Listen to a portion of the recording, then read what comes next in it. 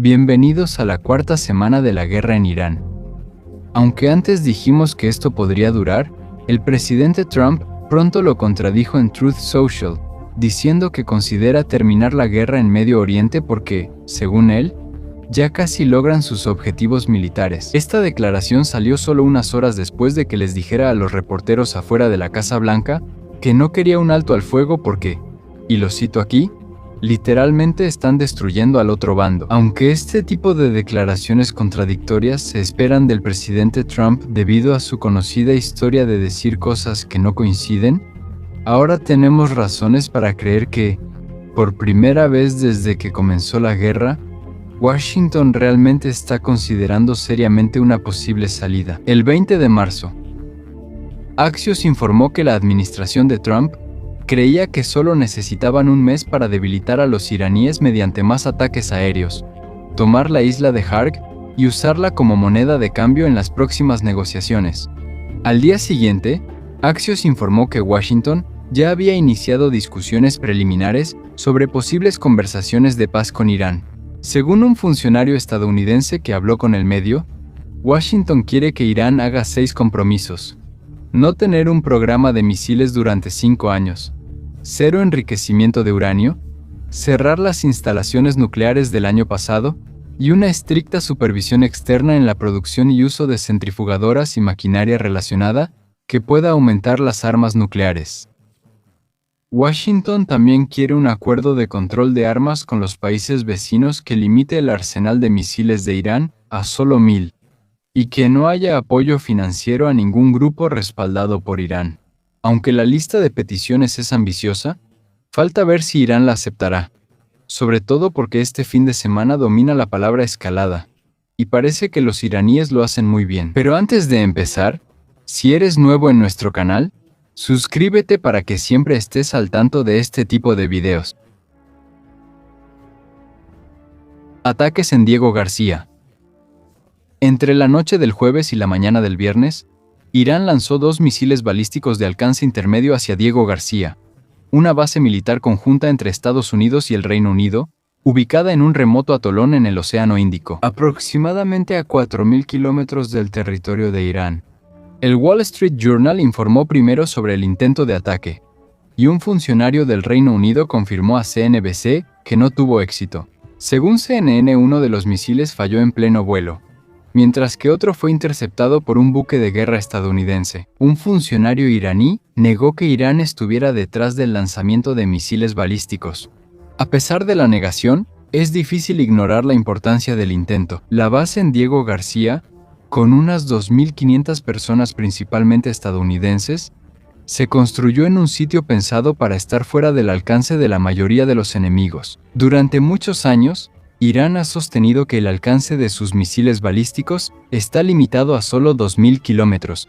El 8 de marzo, el ministro de Relaciones Exteriores, Abbas Araghchi, afirmó que Irán limitó sus misiles a 2.000 kilómetros para no parecer una amenaza fuera de la región. Según informes, esta limitación fue impuesta por el ex líder supremo, el ayatolá Ali Khamenei, a pesar de la oposición de la ERGC, porque quería mostrarle a Europa que Irán no los tenía como objetivo.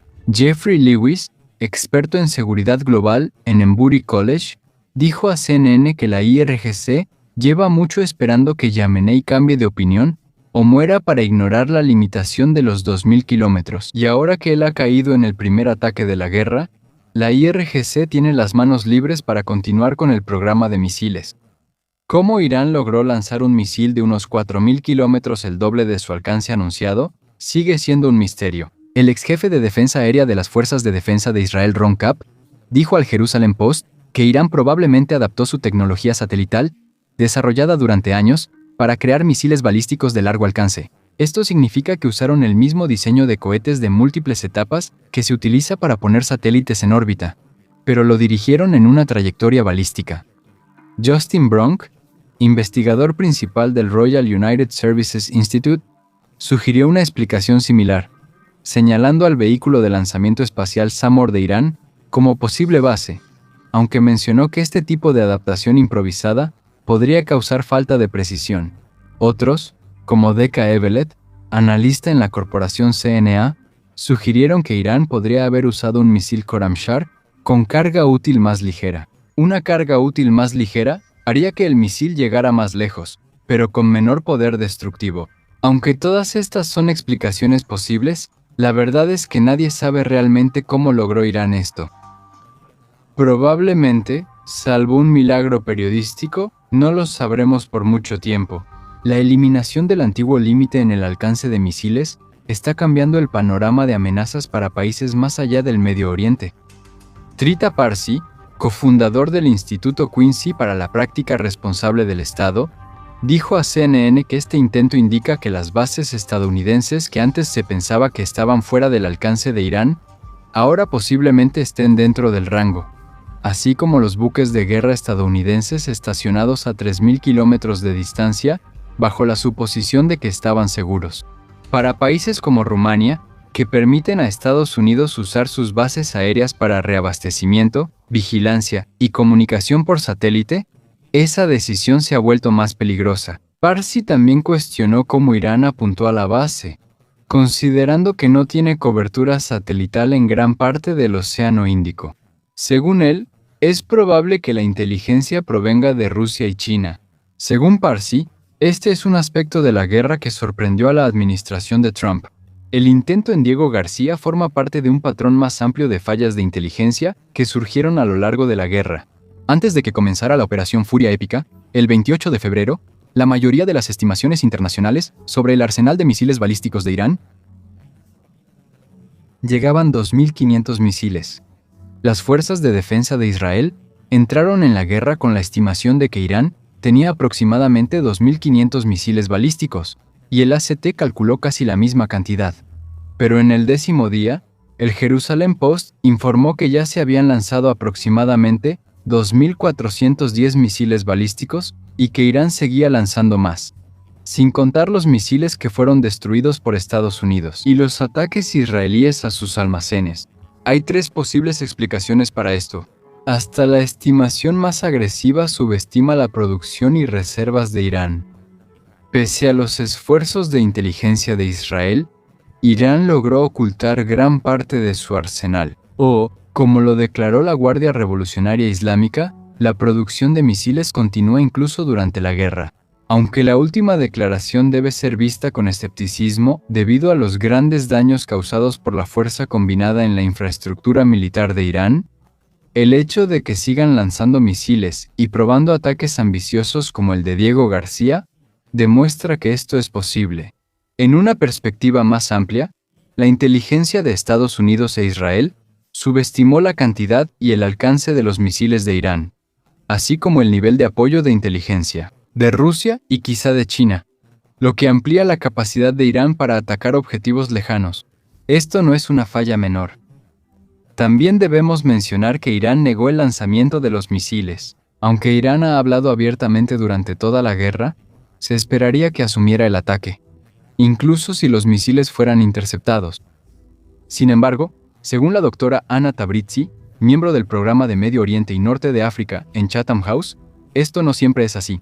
Él dijo a Al-Azhar que normalmente la negación de Irán surge cuando el ataque cruza nuevas líneas rojas o golpea objetivos que podrían provocar una respuesta más amplia.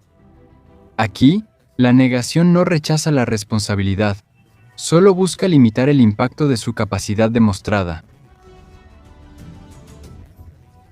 En este contexto, el presidente Trump publicó en Truth Social, el sábado por la noche, que si Irán no abre completamente el estrecho de Hormuz en 48 horas, Estados Unidos atacará sus diferentes plantas de energía, comenzando por la más grande. Este ultimátum salió casi 24 horas después de que él sugiriera la posibilidad de terminar la guerra. Como informó Axios, este cambio demuestra que la crisis de Hormuz se ha convertido en un asunto que él no puede dejar de lado. Mientras parece estar buscando una salida, el precio de la gasolina en Estados Unidos llegó a $3.94 por galón este fin de semana según la FATA, más de $1 de aumento en comparación con hace un mes. Y el crudo Brent ha subido casi 50% desde que comenzó la guerra. De nuevo, regresamos al tema central de la guerra. No solo Estados Unidos e Israel pueden escalar el conflicto. Tras la amenaza de Trump, el presidente del Parlamento de Irán advirtió en X que si se atacan plantas de energía e infraestructuras iraníes, la infraestructura vital y las instalaciones energéticas y petroleras de toda la región se convertirán en objetivos legítimos y serán destruidas por completo. Según él, esto significa que el precio del petróleo se mantendrá alto durante mucho tiempo. El vocero del cuartel general central de Qatam al-Anbiya advirtió que si Estados Unidos ataca infraestructura energética en Irán, Irán responderá atacando instalaciones de energía, tecnología de la información y desalinización de Estados Unidos y sus aliados en Medio Oriente. La Guardia Revolucionaria Islámica advirtió que cerrarán el estrecho y no lo abrirán hasta que se reparen todas las plantas de energía dañadas. Tasnim también publicó una lista de grandes empresas tecnológicas estadounidenses con operaciones en Israel y el Golfo. Sus objetivos incluyen oficinas de Google, Microsoft, Palantir, IBM, Nvidia y Oracle. Pero mientras las amenazas de Irán siguen enfocadas en Israel y Estados Unidos, los países que realmente están en peligro si la escalada continúa son aquellos que actualmente están recibiendo los ataques más intensos. Los Emiratos Árabes Unidos han enfrentado más proyectiles que cualquier otro país en la guerra. Según el Jerusalem Post, en el 10º día, 1.468 misiles impactaron en los Emiratos. Bahrein, sede de la Quinta Flota de la Marina de Estados Unidos y atacado en el primer día de la guerra, es tan pequeño que incluso una campaña limitada contra su infraestructura podría causar daños graves. La refinería Mina al-Madi en Kuwait, una de las mayores de Medio Oriente, ha sido atacada varias veces por drones iraníes. Atacar plantas de desalinización es una línea roja, ya que son la principal fuente de agua en Medio Oriente, más que el petróleo. Como ya discutimos en nuestro video anterior en otro canal, si las plantas de desalinización son atacadas, esto podría causar una grave crisis humanitaria. Bahrein es vulnerable. Una planta de desalinización fue atacada por un dron iraní. Es una nación insular que no tiene acuíferos naturales y depende de la desalinización para aproximadamente un 90% de su agua potable. Según Dani Citrinovich, del Atlantic Council, aunque se bloquee la isla de Kar, el nodo clave de la economía petrolera, eso no forzaría a Irán a abrir el estrecho. Esto, aunque cerca del 90% del crudo iraní exportado sale por sus terminales.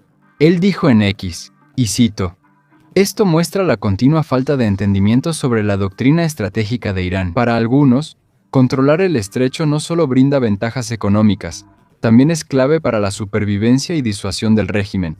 Bajo presión, es más probable que Irán escale la situación que ceda». Al momento de la grabación, aún no ha pasado el plazo de 48 horas, pero si se supera y Trump cumple su palabra, la guerra entrará en su fase más peligrosa. Si Trump no cumple su amenaza, Irán podría declarar una victoria estratégica que dificultaría cualquier intento de Washington y Jerusalén de mostrar que están ganando. No todo fue escalada este fin de semana. El Jerusalem Post informó que Irán decidió limitar los ataques a Arabia Saudita por temor a que ataques continuos provocaran una respuesta militar directa saudita. Según fuentes, los funcionarios iraníes creen que los sauditas están en alerta y que los ataques continuos a gran escala podrían obligar a Riad a tomar una medida que hasta ahora han evitado: atacar directamente a Irán. Los funcionarios sauditas dejaron claro, incluso al hablar con Irán, que no tolerarán ataques a plantas eléctricas o instalaciones de desalinización. Si Arabia Saudita decide atacar a Irán, esto planteará la pregunta de quién seguirá después. ¿Seguirá Pakistán? Especialmente porque ambos países firmaron un pacto de defensa en 2025. Además de reducir los ataques a Arabia Saudita, Irán decidió evitar centrarse en Qatar después del ataque a la planta de Ras Laffan, que destruyó aproximadamente el 3.5% del suministro global, considerado como una escalada muy alta. Sin embargo, los ataques contra Kuwait, Bahrein y los Emiratos Árabes Unidos continuarán como de costumbre, según Jerusalén. Fuera de Irán, como mencionamos antes, Rusia está proporcionando inteligencia a Irán para apoyar su campaña de ataques. El Wall Street Journal informa que Rusia da la ubicación precisa de fuerzas militares de Estados Unidos y sus aliados regionales. El Kremlin lo negó, pero la evidencia aumenta, y esta semana recibimos la confirmación más clara de que Moscú ve su papel en la guerra como una ficha de negociación. Político informó el 20 de marzo que el enviado ruso Kirill Dmitriev propuso un quid pro quo a Steve Witkoff y Jared Kushner en una reunión en Miami el 11 de marzo. La oferta era simple. Moscú dejaría de proporcionar inteligencia a Irán. Si Washington dejaba de proporcionar inteligencia a Ucrania, Estados Unidos rechazó la propuesta. Dmitriev calificó de noticias falsas el informe sobre la propuesta en una publicación en X. Parece que el presidente Trump confirmó este tipo de acuerdo al decir en Fox News: "Creo que podría estar ayudándolos un poco". Sí, supongo. Probablemente cree que ayudamos a Ucrania, ¿no? El hecho de que Rusia esté ayudando a Irán no sorprende a la mayoría de los observadores regionales, porque han sido aliados desde hace mucho tiempo. La capacidad de un enviado ruso para proponer este acuerdo ha preocupado a diplomáticos europeos, quienes temen que Moscú esté intentando dividir a Europa y a Estados Unidos en un momento crítico para las relaciones transatlánticas. El presidente Trump lleva mucho tiempo quejándose de lo que considera cobardes en la OTAN, que se niegan a enviar barcos al estrecho. Pero los líderes europeos han demostrado tener poco interés en participar en esta guerra. El ministro de Defensa alemán, Boris Pistorius, dijo directamente que esta no es nuestra guerra. No la empezamos nosotros. Ningún aliado de la OTAN fue consultado antes de que comenzara la operación Epic Fury, y la jefa de política exterior de la Unión Europea, Kaja Kallas, dijo a Reuters que los países europeos realmente no entienden los últimos pasos de Washington. Según Jim Townsend, ex subsecretario adjunto de Defensa de Estados Unidos, en CNN muchos países se sintieron heridos por la forma en que Trump y su administración los trataron, y luego solo regresan para pedir ayuda cuando la necesitan. También es cierto que Europa está preocupada de poner en peligro a sus marineros y barcos. Todo esto es solo para que Trump pueda decir que no está poniendo en peligro la vida de los estadounidenses, y que esta no es la única propuesta del Kremlin sobre Irán. Axios informó que Moscú una vez sugirió trasladar el uranio de Irán a Rusia, pero Washington también rechazó esa propuesta. A pesar de los actuales desacuerdos entre Washington y sus aliados tradicionales en la guerra, es alentador que Estados Unidos haya rechazado las ofertas de Rusia, porque esto demuestra que, a pesar de las frustraciones públicas de Trump con los aliados europeos, la administración aún no está lista para darle una victoria a Moscú en Ucrania a cambio de cooperación en Irán. Sobre Ucrania, Kiev juega un papel clave en entrenar aliados estadounidenses en Medio Oriente, aunque Trump dijo a NBC News que Zelensky es la última persona de quien necesitan ayuda. Es importante mencionarlo. A pesar de que Trump siempre menosprecia y socava a Zelensky, este último ha mostrado dedicación y realmente ayuda a los aliados estadounidenses en el Golfo a defenderse. Mientras tanto, según Middle East Eye, Washington rechaza las solicitudes del Golfo para aumentar reservas de interceptores, mientras crece la presión para que se unan a la guerra como condición para el reabastecimiento. Sin interceptores, estos países casi no tienen defensa ante misiles balísticos iraníes.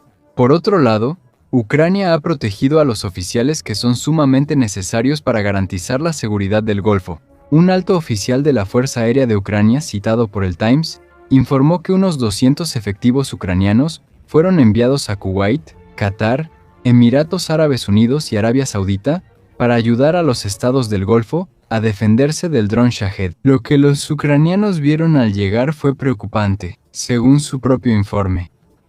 El oficial dijo al Times que le sorprendió saber que las defensas aéreas del Golfo lanzaban hasta 8 misiles Patriot, de más de $3 millones cada uno, contra un solo objetivo. En algunos casos, incluso utilizan misiles SM-6, que cuestan aproximadamente $6 millones por disparo, para derribar un Shahed, que solo cuesta alrededor de $70,000.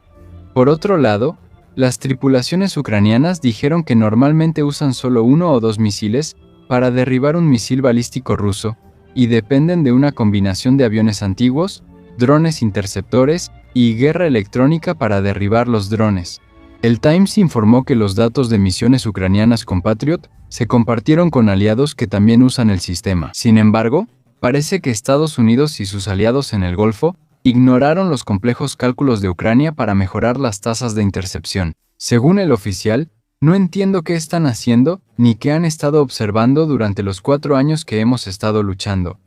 Los analistas indicaron que la deficiencia se debe a su modo de operar. Según el informe, las tripulaciones del Golfo pusieron sus baterías en modo automático y se escondieron, mientras que los operadores ucranianos seguían en los controles disparando manualmente. Esta diferencia es clave al distinguir un dron de $70,000 de una persona a bordo, y para que tus interceptores duren más tiempo. Funcionarios ucranianos también criticaron que aliados estadounidenses en el Golfo almacenan sistemas de defensa aérea, permitiendo que drones baratos causaran daños de más de $1,000 millones. Si los aliados de Estados Unidos aplican las lecciones de Ucrania, podrían reducir los costos de defensa contra enjambres de drones iraníes y reservar interceptores caros para misiles balísticos que lo requieran. Por último, en Líbano, el ministro de Defensa israelí, Israel Katz, ordenó este fin de semana destruir todos los cruces en el río Litani y las casas cercanas a la frontera. Aunque Israel explicó esto como una medida para evitar que Hezbollah traslade a sus combatientes y armas al sur, el presidente de Líbano, Joseph Al, calificó esta acción como una etapa preliminar de una posible invasión terrestre. El jefe del Estado Mayor de las Fuerzas de Defensa de Israel, el teniente general Eyal Zamir, dijo que la operación contra Hezbollah apenas inicia y será larga. El ejército israelí destruyó 3 puentes en el sur del Líbano en los últimos 10 días, pero la orden se amplió el domingo a todos los cruces restantes. Aviones de guerra israelíes atacaron el puente Qasamir, un importante enlace de autopista que conecta las aldeas del distrito de Tiro hacia el norte, con varios ataques que dejaron cráteres profundos en el puente. Según Ramzi Kais, investigador en Líbano para Human Rights Watch, si se destruyen todos los puentes en Litani y el sur queda aislado, los civiles podrían sufrir graves daños al perder acceso a alimentos, medicinas y necesidades básicas. Mientras todo esto sucedía, Hezbollah intensificó sus ataques contra Israel, causando la muerte de una persona en la parte norte del país, la primera muerte de este tipo causada por un ataque proveniente de Líbano. Según ellos, el ataque tuvo como objetivo una reunión de soldados enemigos israelíes en la comunidad norteña de Moscaván. Aunque solo una persona murió en el ataque, miles más han perdido la vida en toda la región, y se espera que el número siga aumentando a medida que la guerra continúa y empeora. Por ahora, esperamos que se pueda establecer un acuerdo para evitar que Oriente Medio caiga aún más en el caos. Gracias por vernos.